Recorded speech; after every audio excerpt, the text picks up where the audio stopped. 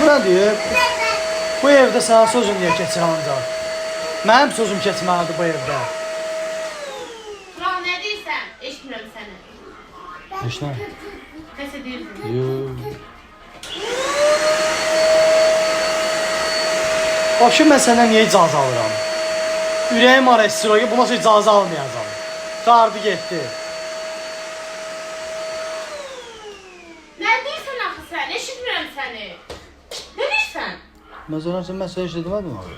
Nə danışırsan axı orada sən? Heç də baxıram, sənə işləməyivə bax. Hə, vəbşə gedirəm, özüm bilərəm. Ürəyim var istəyir, gedirəm. Vəbşə qəlyana gedirəm, gəlməyəcəm. İşim var, səhərə kimi işim var mənim. Eşitdin məni?